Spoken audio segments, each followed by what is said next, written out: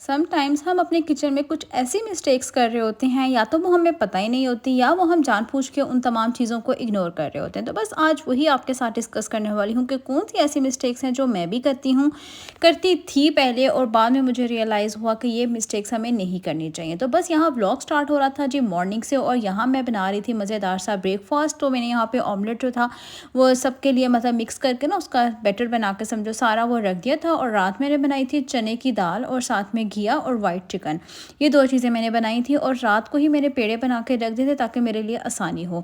तो चलिए जी, अब किचन की कुछ वो मिस्टेक्स जो हमें नहीं करनी चाहिए, जो पहले मैं भी करती थी, हमें उनसे अवॉइड करना चाहिए कि वो कौन सी होती हैं। तो सबसे पहली मिस्टेक होती है जी रात को बर्तन बिल्कुल भी नहीं धोने और अपने स्टोव को ऐसे ही छोड़ देना, मतलब कि उसको क्लीन नहीं करना। आजकल हमारे यहाँ गैस का बहुत ज़्यादा इशू है, तो मैं ये इलेक्ट्रिक चूल्हे का यूज़ करती हूँ। तो मैंने क्या किया कि पहले मैं ये करती थी कि जो चूल्हा था ना, इसके ऊपर खाना शाना बना लेती थी और इसको 2 दिन बाद मैं क्लीन करती थी, लेकिन इसकी कंडीशन बहुत बुरी हो गई थी। और फिर जब मैं इसको यूज़ करने के बाद क्लीन करती थी ना, तो मैं सिंपल जो स्टील वूल और स्कॉच ब्राइट है ना, उसकी हेल्प से मैं इसको क्लीन करती थी।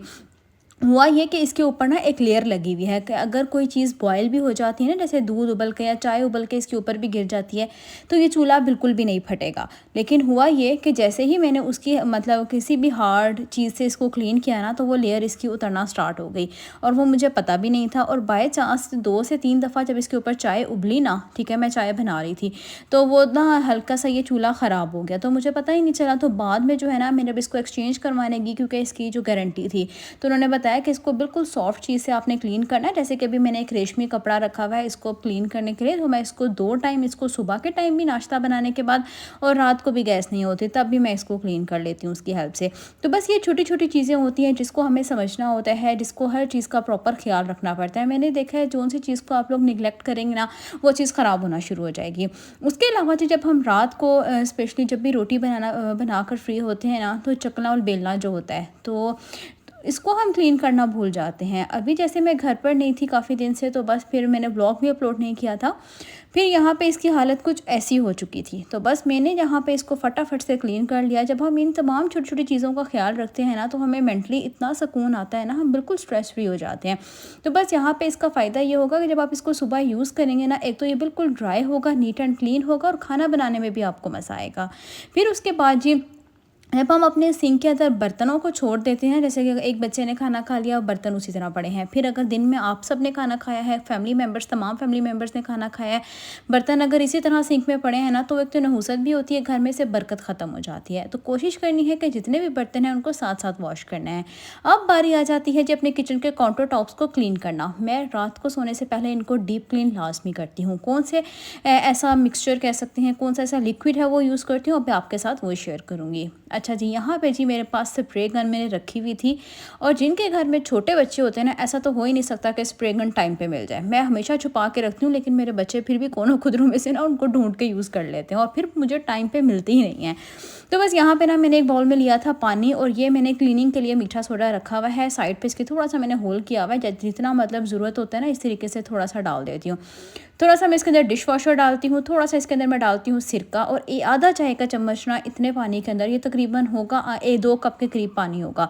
तो बस इसके अंदर ना आधा चाय का चम्मच के करीब ना डिश वॉशर कह सकते हैं, या फिर वो जो वॉशिंग पाउडर होता है ना, वो डाल देती हूँ। ठीक है, लिक्विड तो हमने डालना ही डालना है ना, बर्तन धोने वाला, वो भी डालना है। उसके बाद जी फिर इस तरीके से थोड़ा सा मैंने इसके ऊपर गिराया काउंटर पे, और इसको अच्छे से वाइप कर दिया। इतना अच्छा ये क्लीन हो जाता है ना, जितनी चिकनाहट होती है ख़त्म हो जाती है। और इसका एक और फ़ायदा भी होता है कि अगर कोई भी मतलब कीड़ियाँ मकोड़े या फिर कॉकरोचेस आते हैं ना अगर आपके किचन में, तो वो बिल्कुल भी नहीं आते, तो इतनी बेहतरीन रहती है ना। अच्छा, यहाँ पे ना अभी मैंने बच्चों को खाना वगैरह दे दिया था, 9 बजे का टाइम था, तो बस यहाँ पे मैंने अपना किचन डीप क्लीन कर रही थी। अभी मेरे हस्बैंड शॉप से नहीं आए थे, बस उन्होंने आना था और मैंने उनको खाना सर्व करना था, तो खाना भी मैंने लेफ़्ट ओवर जितना फूड था उसको मैंने फ्रिज में नहीं रखा। अच्छा, यहाँ पे जितनी भी चिकनाहट और अगर कोई भी चीज़ बॉयल होकर चूल्हे पे गिर गई है ना, तो ये झटपट क्लीन हो जाती है, इसको इतना ज़्यादा रगड़े लगाने की ज़रूरत ही नहीं पड़ती। चूल्हा इससे बहुत अच्छा क्लीन हो जाता है, इसकी शाइन बिल्कुल ख़राब नहीं होती।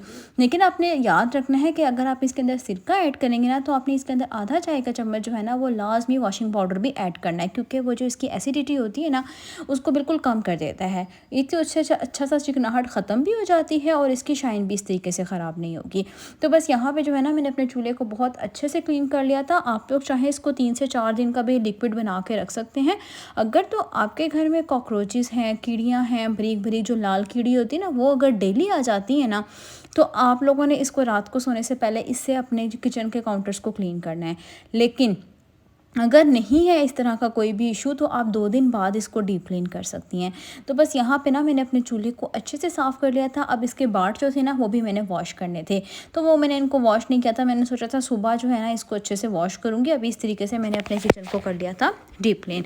आप इसे अपने हल्के से काउंटर टॉप को भी क्लीन कर सकते हैं। मेरे जितने भी मतलब नीचे कैबिनेट्स हैं ना, उनके अंदर ना तमाम टाइल्स लगी हुई हैं, तो मैं एक हफ़्ते में क्या करती हूँ कि तमाम बर्तन बाहर निकाल कर ना इसकी हेल्प से क्लीन कर लेती हूँ। एक तो सेम की जो स्मेल होती है ना वो भी नहीं होती है जो बर्तनों में, और बड़े अच्छे साफ़ सुथरे नीट एंड क्लीन का तमाम कैबिनेट्स रहते हैं। उसके अलावा हमारी आ जाती है जी इन सिंक वगैरह की। सिंक को ना मैंने काफ़ी यूट्यूब पे वीडियोस देखी हैं, कोई स्वीप से साफ़ कर रहा है, कोई हार्पिक से साफ़ कर रहा है, तो मैंने भी ना यही कुछ किया। यहाँ पे साइड पे आप लोग निशान भी देख सकते हैं, तो वो इतना हार्श था इसके लिए कि उसके ऊपर निशान पड़ना स्टार्ट हो गए थे। तो बस मैं ना तब से अब यही लिक्विड यूज़ करती हूँ। सिंक कितने अच्छे से क्लीन हो जाता है, जितने भी इसके ऊपर दाग धब्बे होते हैं ना वो फ़ौरन ख़त्म हो जाते हैं। तो बस आप लोगों से भी यही कहूँगी, किसी भी किस्म का हार्श केमिकल वाली कोई भी चीज़ अपने सिंक के ऊपर यूज़ ना करें, क्योंकि इससे सिंक बिल्कुल ख़राब हो जाएगा। इसकी चमक, सबसे पहले क्या होगा कि आपके सिंक की चमक जो है ना वो ख़राब होना शुरू हो जाएगी। तो बस यहाँ पे मैंने इसकी जाली को भी अच्छे से वॉश कर लिया था और फिर मैंने इसको इसी वाइपर की हेल्प से जो है ना अच्छे से ड्राई कर लिया था। करने के बाद जी फिर हम लोग क्या करते हैं, अपने किचन को ना काफ़ी ज़्यादा मतलब डेकोरेशन पीसी से डेकोर कर देते हैं। आजकल जितने भी ये मॉड्यूलर किचन आ रहे हैं ना, इसका मतलब भी यही है कि तमाम चीज़ों को आप समेट के अपने कैबिनेट्स के अंदर रखें, ड्रॉर्स के अंदर रखें, ताकि आपका किचन नीट एंड क्लीन लगे और आपको सफाई करते हुए बिल्कुल भी मुश्किल ना हो। तो मैं अपने किचन के कैबिनेट्स में सारा कुछ रख देती हूँ। मैं ऊपर काउंटर पर कोई भी चीज़ नहीं रखती। जैसे कि अभी सिंपल एक मैंने ये बेल मतलब कट करके ना, मेरी बेटी ने इसका ग्लास पेंट किया हुआ तो जैम की बॉटल पे, और मैंने उसके अंदर ये बेल डाल के बस चूल्हे के पास इसको रख देती हूँ। तो बस इतनी अच्छी, इतनी नीट एंड क्लीन और बड़ी खूबसूरत लगती है। तो बस यहाँ पे जो है ना मैंने कपड़े शपड़े चेंज कर लिए थे, खाना शाना खाया। फिर उसके बाद यहाँ पे जितना भी लेफ़्ट ओवर फूड था उसको मैंने एक बाउल में, इसमें हांडी में निकाल दिया था। मैंने वाइट चिकन कढ़ाई बनाई थी, इसकी रेसिपी भी मैंने पहले आप लोगों के साथ शेयर की है अगर आप लोगों ने देखी हो तो बस यहाँ पर जितना भी लेफ़्ट ओवर फूड था वो निकाल दिया था। और फिर जितने भी बर्तन थे, देचकियाँ थी, क्योंकि मैं बड़ी बड़ी देचकियाँ फ्रिज में नहीं रखती। तो बस यहाँ पे लास्ट में मेरा काम होता है अपने किचन को अच्छे से क्लीन कर लेना। अगर कोई फर्श पे कोई फूड पार्टिकल है उसको ऐसे ही मतलब ना मोप से इकट्ठा कर लेना और फिर बाद में इस तरीके से वॉश कर देना। लेकिन ज़्यादातर होता नहीं है, सुबह में मैं सफाई करती हूँ। बहुत कम होता है कि रात को इस तरीके से ना सफाई वगैरह करूँ। तो बस किचन मेरा अल्हम्दुलिल्लाह नीट एंड क्लीन हो चुका था। ये वो छोटी छोटी मिस्टेक्स थी ना जिनका मैं कभी ख्याल नहीं करती थी और मेरा किचन काफ़ी ज़्यादा मैसी हो जाता था। कभी कीड़ियाँ, कभी कॉकरोचेज़ आ रहे थे स्पेशल किचन की नाली पे, क्योंकि उसमें क्या होता था कि फूड पार्टिकल्स रह जाते थे। तो बस ये थी आज की वीडियो। उम्मीद करती हूँ आप लोगों को अच्छी लगी होगी। अच्छी लगी हो तो चैनल को लाइक और सब्सक्राइब ज़रूर कीजिएगा।